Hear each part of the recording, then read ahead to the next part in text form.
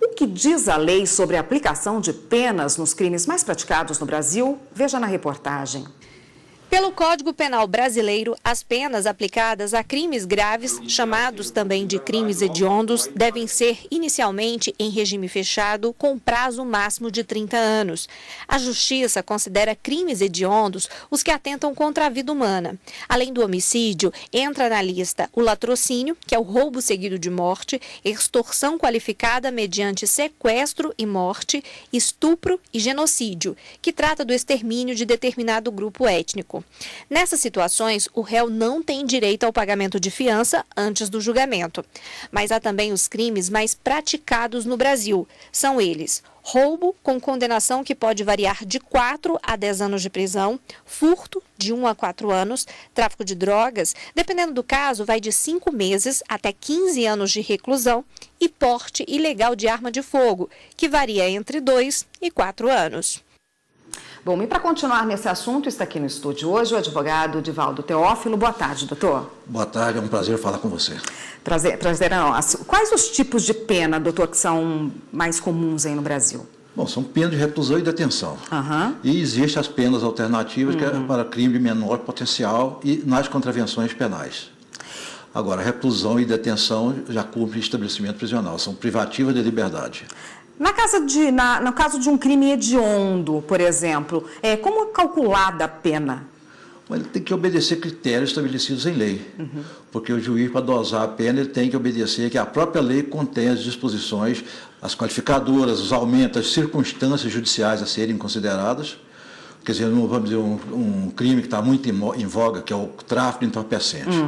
O juiz leva em consideração, quer dizer, a quantidade de droga, a qualidade da droga, certo?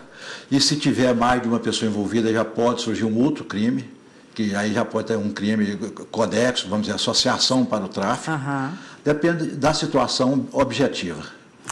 A legislação brasileira prevê uma pena máxima, não a pena, né? Que o detento cumpra 30 anos no máximo, é isso? Porque recentemente, por exemplo, a gente teve aquele caso do serial killer de Goiânia, que já foi condenado a mais de 400 anos, ainda ele vai ser julgado por demais crimes, mas ele já foi condenado a mais de 400 anos de prisão.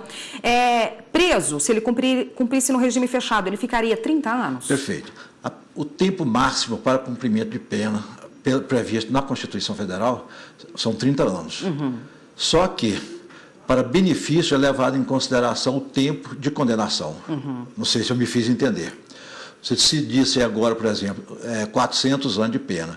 Teoricamente, ele teria que resgatar 2/5 dessas penas para ter benefício, o que é humanamente impossível diante do somatório de 400 anos. Quer dizer, uma pessoa condenada há muitos anos assim, ela certamente vai ficar 30 anos lá, não vai conseguir nenhum benefício, é isso? Nenhum benefício. Ele tem direito apenas à remissão pelo trabalho, pelo estudo, e o resto é cumprir 30 anos. E quando acontece mais de um crime ali, o senhor já disse, né? Mas como se monta isso? Quem que define isso? É o Ministério Público que denuncia? Como é que é feita a denúncia quando a pessoa comete uma série de crimes e como é isso é recebido pela Justiça? Bom, depende. Se for no mesmo processo, é o juiz que foi julgar a causa. Se for em processos distintos, é o juiz da execução penal. Então, vamos exemplificando. O indivíduo é condenado a 5 anos num processo. Em decorrência de outro fato, ele é condenado em outro processo por 10 anos.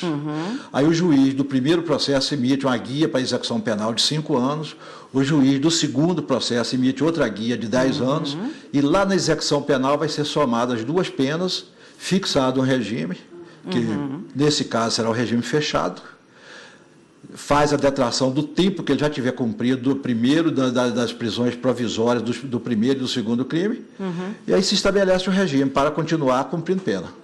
Tá ótimo, doutora. A gente continua nesse assunto no próximo bloco. Só um minutinho, por favor. O Jornal da Justiça está de volta e continuamos a falar com o advogado Divaldo Teófilo, que conversa conosco hoje sobre as penas e progressões previstas no Código Penal brasileiro. Doutor, as chamadas penas alternativas, o senhor já falou alguma coisa no bloco anterior, né? Mas em que casos, vamos explicar melhor, em que casos elas são aplicadas? Perfeito.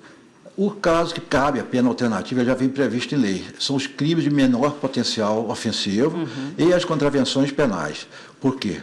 é o caso de que não há necessidade de encarceramento do autor do crime, a não ser em situações especialíssimas, que aí o juiz é obrigado a converter aquela pena privativa de prestação de serviço, uma pena alternativa em privativa de liberdade. Mas, normalmente, esta pena não é cumprida no cárcere. Quer dizer, ela pode ser de prestação de serviço, de uma prestação pecuniária, de doação de cestas básicas, isso fica tudo de acordo com a critério do juiz aplicar, mas há previsão legal para tudo. O juiz não faz nada de acordo com a vontade dele. Certo? Existe previsão legal e apenas ele vai dosar de acordo com o que ele apurar e que ele entender que é necessário para que o indivíduo se sinta reparado da conduta que é praticada. Doutor, e o que determina o agravamento da pena? É o tipo de crime? É a tipificação do crime? Como é que se aumenta a pena? Cada crime já vem com a pena prevista. Quando o legislador tipifica a conduta, ele já combina uma pena a ela. Aí, dentro das circunstâncias do crime, tem as agravantes, atenuantes e qualificadoras, e às vezes causa especial de redução de pena. Quer dizer, a qualificadora ela vem prevista em lei. Quer dizer, um exemplo típico, uma lesão contra a Caixa Econômica Federal. É um estelionato qualificado. Por quê? Porque aí atingiu um bem da União, certo? Então, a pena é de 1 a 5 anos, aumentada de 1/3. A pena do estelionato é de 1 a 5 anos. E quando a lesão for a entidade pública de direito federal, aumentada de até 1/3 desta pena. Aí é o chamado estelionato qualificado. Como também tem qualificadora para o furto, para o homicídio, quase todos os crimes têm ele simples e qualificado. E como funciona o cálculo para a progressão de regime? É obedecidos critérios objetivos e subjetivos, certo? Primeiro, o objetivo é cumprir determinado tempo.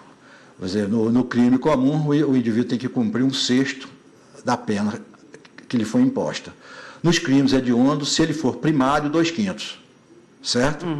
E ao lado do requisito objetivo, que é o tempo de cumprimento de pena, tem os requisitos subjetivos, melhor dizendo, que é o primeiro deles, comportamento adequado dentro do estabelecimento em que ele estiver cumprindo a pena, certo? Não poder cometer nenhum tipo de falta, principalmente falta de natureza grave.